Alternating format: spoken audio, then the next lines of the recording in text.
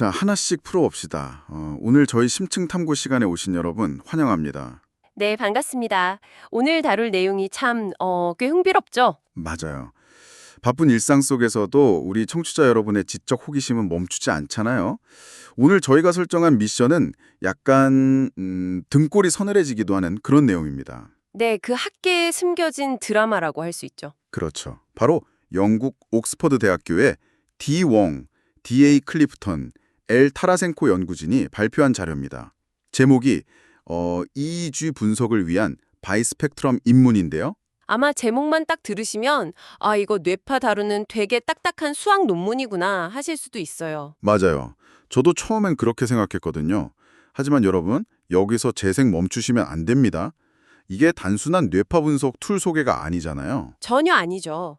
오히려 무려 수십 년 동안 전 세계 학계를 지배했던 그 거대한 수학적 오해를 정면으로 반박하는 내용입니다. 의학계가 환자의 뇌 상태를 진단하는 방식 자체를 근본적으로 뒤집어 엎을 수 있는 아주 날카로운 폭로전 같은 거거든요. 겉보기에는 복잡한 수식에 막 나열되어 있어서 건조해 보이지만 사실 이 연구진이 파헤친 진실은 정말 직관적이고 충격적입니다. 네, 그 학계의 맹목적인 관행이 있잖아요. 권위자가 쓴 튜토리얼이라고 해서 아무 의심 없이 베껴 써왔던 역사요. 맞습니다. 그래서 데이터를 다루시거나 지식 노동을 하시는 여러분께 아주 묵직한 질문을 던질 수밖에 없는 거죠. 좋습니다. 그럼 이 옥스퍼드 논문이 던진 폭탄이 얼마나 위력이 센지 실감하려면 우선 아주 기본적인 배경부터 확실히 짚고 넘어가야겠죠? 네, 기본부터 시작해보죠. 여러분도 아마 한 번쯤은 들어보셨을 텐데 뇌파, 그러니까 EEG 데이터를 분석할 때 가장 기본으로 쓰는 도구가 바로 푸리에 분석이잖아요. 네, 가장 전통적이고 대중적인 도구죠. 이 뇌파라는 게 수많은 주파수가 막 얽혀있는 복잡한 파동인데 푸리에 변환을 쓰면 이걸 단순한 주파수 성분들로 쫙 쪼개주거든요. 맞아요. 비유하자면 약간 그 여러 과일이 섞인 과일 스무디를 원래의 과일 성분으로 쪼개는 거랑 비슷해요. 딸기가 얼마나 들어갔나, 바나나가 얼마나 들어갔나 이런 식으로요. 네, 그걸 통해 크기 스펙트럼을 얻어내는 거죠. 그래서 의사들이 이 환자는 지금 어떤 주파수 대역의 뇌파가 강하구나 이걸 보고 수면 상태나 발작 여부 같은 걸 파악해 왔잖아요. 여기까지는 아주 기본적인 상식입니다. 여기서 흥미로운 점은 푸리의 분석이 이 스무디의 재료가 각각 얼마나 들어있는지, 즉 크기나 에너지를 보여주는 데는 탁월하지만 아주 결정적인 정보를 하나 증발시켜버린다는 겁니다. 그게 뭔가요? 바로 위상 정보입니다. 위상 정보요? 네. 전력 스펙트럼을 계산할 때 복소수의 제곱이 들어가거든요. 이 과정에서 주파수 성분들이 서로 언제, 어떻게 상호작용했는지에 대한 그 타이밍 정보가 모두 날아가 버려요. 그러니까 딸기랑 바나나가 얼만큼 있는지는 아는데 얘네가 믹서기 안에서 서로 어떻게 섞이고 엉켜 있는지는 전혀 모른다는 거군요. 정확합니다. 뇌파 안에 알파파가 얼만큼, 베타파가 얼만큼 있다는 총량은 알지만 그 파동들이 서로 어떤 리듬을 타면서 유기적으로 연결되어 있는지는 푸리의 분석만으로는 알 길이 없는 거죠. 뇌의 여러 영역에서 나오는 파동들이 어떻게 같이 춤을 추고 있는지 그 미묘한 타이밍을 다 놓쳐버린다는 거네요. 그냥 목소리 크기만 재는 거고요. 네, 그게 단순한 수학적 아쉬움이 아니라는 게 문제입니다. 실제 의학적 진단에서는 이게 아주 치명적이거든요. 어떤 병에서 특히 그럴까요? 옥스퍼드 연구진이 자료에서 2004년 제이정 연구진의 알츠하이머병 연구를 아주 핵심적으로 인용합니다. 이 대목이 정말 중요해요. 알츠하이머요. 치매 같은 신경퇴행성 질환은 질병 초기 단계에서 뇌파의 진폭이나 절대적인 크기가 정상인과 별 차이가 안 날 수 있어요. 뇌파 파워 자체는 멀쩡해 보일 수 있다는 거네요. 그렇습니다. 하지만 진폭이 줄어들기 훨씬 전부터 뇌 신경막 내부에서는 이미 치명적인 붕괴가 시작되고 있죠. 그게 바로 타이밍이 어긋나는 거군요. 맞아요. 건강한 뇌는 서로 다른 뇌파들이 아주 정교하게 위상을 맞추면서 상호작용을 하는데 알츠하이머 환자의 뇌에서는 이 위상 연결고리가 서서히 끊어지고 엉키기 시작합니다. 그러니까 환자의 인지 기능이 손상되는 시기를 조기에 찾아내려면 이 주파수들끼리의 관계, 즉 위상 정보를 꿰뚫어 보는 게 절대적으로 필요하겠네요. 그렇죠. 크기만 보는 푸리의 분석으로는 이 조용한 붕괴를 잡아낼 수가 없으니까요. 그럼 여러분, 여기서 당연히 이런 질문이 떠오르실 겁니다. 아니, 위상 정보가 그렇게 중요한 거면 도대체 무슨 수로 그 숨겨진 상호작용을 알아낼 수 있다는 거지 하고요. 네, 푸리에가 놓친 그 타이밍을 잡기 위해 드디어 도입된 고차원적 수학 도구, 그게 바로 오늘 탐구의 주인공인 바이스펙트럼 분석입니다. 바이스펙트럼, 이름부터 뭔가 묵직하네요. 이건 단순히 주파수를 쪼개는 1차원적 분석이 아니에요.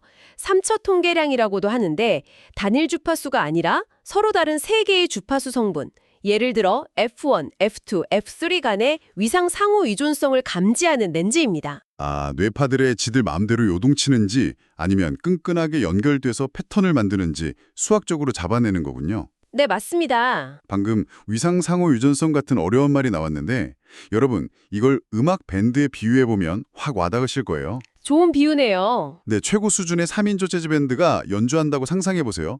드럼, 베이스, 피아노. 이 3명의 연주자가 각각 다른 주파수 성분인 거예요. 논문에 나오는 공식을 보면 아주 긴 뇌파 신호를 에포크라는 시간 구간으로 잘게 나누거든요. 네, 신호의 정상성을 확보하려고 창문처럼 짧게 자르는 거죠. 맞아요.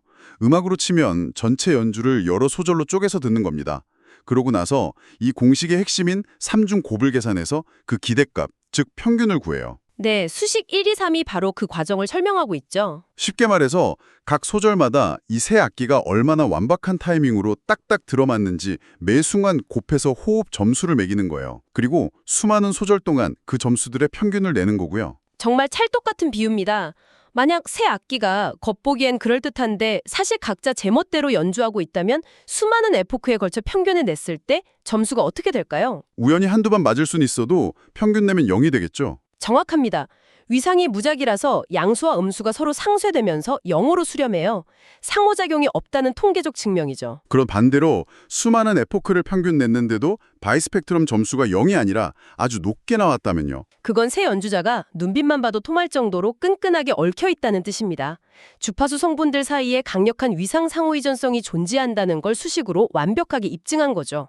와, 진짜 직관적이네요. 여기까지 들으신 분들은 아마 이렇게 생각하실 겁니다. 아니, 이렇게 좋은 도구가 있으면 의사들이 진작에 알츠하이머 조기 진단에 엄청나게 써먹었겠네 하고 말이죠. 그런데 현실은 전혀 그렇지 않았죠. 네, 여기서부터 진짜 흥미로워집니다. 학계의 거대한 드라마가 시작되거든요. 이 엄청난 바이스펙트럼 기술이 학계에 뿌리 깊게 박힌 어떤 편견 때문에 수십 년 동안 반쪽짜리로 방치되었다는 거잖아요. 맞습니다.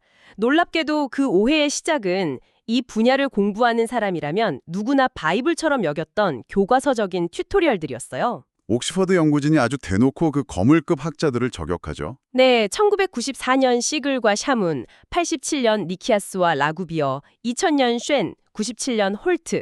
신호 처리 분야에서는 정말 어마어마한 권위자들입니다. 전 세계 대학원생들이 다 이 사람들 논문 보고 코딩했을 텐데요. 그쵸. 그런데 이 권위 있는 문헌들이 하나같이 아주 치명적인 실수를 똑같이 저지르고 있었습니다. 어떤 실수였나요? 그들은 바이스펙트럼이 오직 2차 위상결합, 즉 QPC 신호에만 유효하다고 단언해버렸습니다. 2차 위상결합 QPC. 이게 도대체 얼마나 까다로운 조건이길래요? 수학적으로 숨이 턱 막힐 정도로 완벽한 덧셈 조건입니다. 첫 번째 주파수와 두 번째 주파수를 더한 값이 세 번째 주파수와 완벽히 같아야 하고요.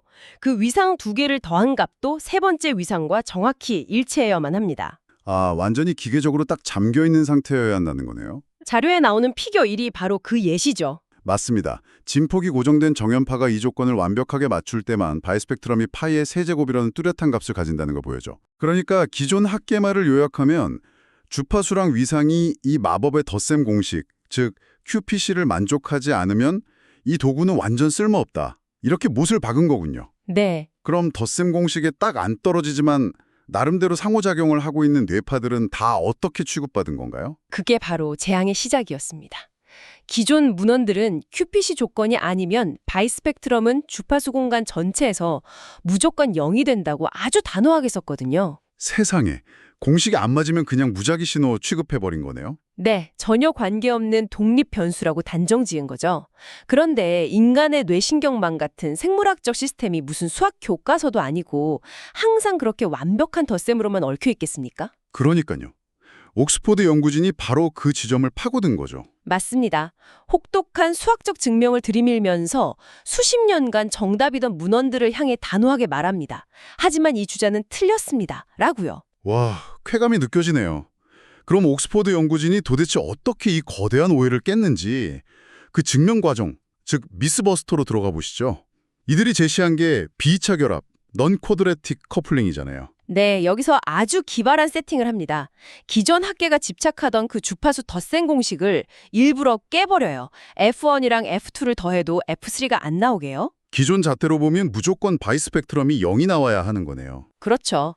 그런데 여기에 결정적인 함정을 하나 팝니다.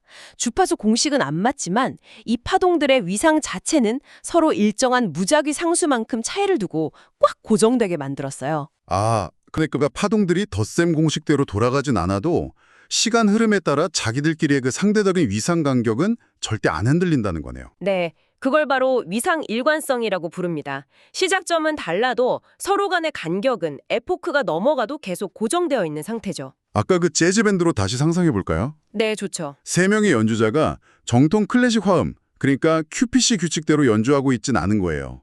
각자 엇박자를 타면서 연주하죠.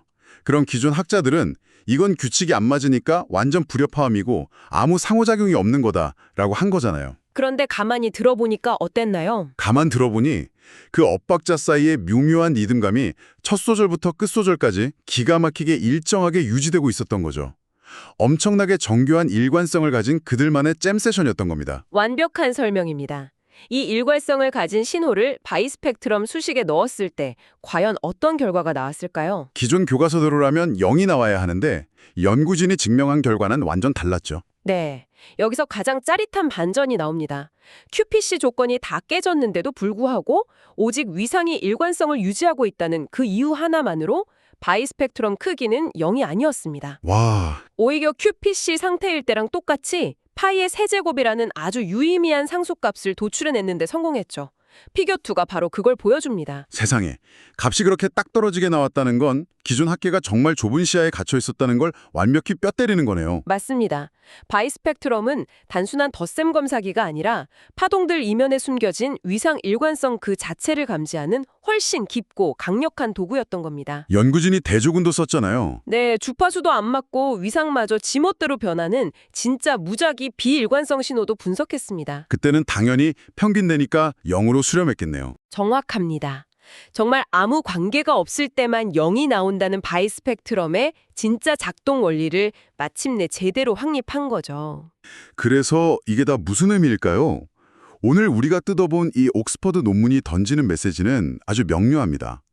바이스펙트럼은 기존 학자들이 착각했던 것처럼 좁은 도구가 아니라는 거예요. 네, 파형들 사이에 미세한 위상 일관성만 있다면 다 잡아낼 수 있는 강력한 렌즈죠. 이게 의학계에 훨씬 풍부한 분석의 길을 열어준 혁명적인 성과입니다. 치매 초기 진행을 잡거나 미세한 동기화 오류를 찾아내는데 엄청난 도움이 되겠네요. 이걸 더 큰 맥락에서 연결해 보면 저는 이 논문이 단순한 수학적 성취를 넘어서는 메시지를 준다고 봅니다. 여러분, 기존 문헌들을 한번 떠올려 보시죠. 그 수많은 튜토리얼들이요. 네, 수십 년간 표준이었죠. 전 세계 학자들이 그걸 아무 의심 없이 복사해서 썼습니다. 학계 전체가 집단최면에 걸려 있었던 거나 마찬가지예요. 아, 권위자가 이거 안 돼, 0이 나와 하니까 후학들이 데이터 넣어서 직접 검증도 안 해보고 맹목적으로 믿어버린 거네요. 정말 두려운 일입니다. 바로 그겁니다. 정보의 홍수 속에서 우리는 흔히 전문가 결론을 무비판적으로 수용하잖아요. 하지만 진정한 진보는 누군가 멈춰서서 그 당연한 전제를 의심하고 데이터 바닥부터 다시 들여다볼 때 이루어집니다.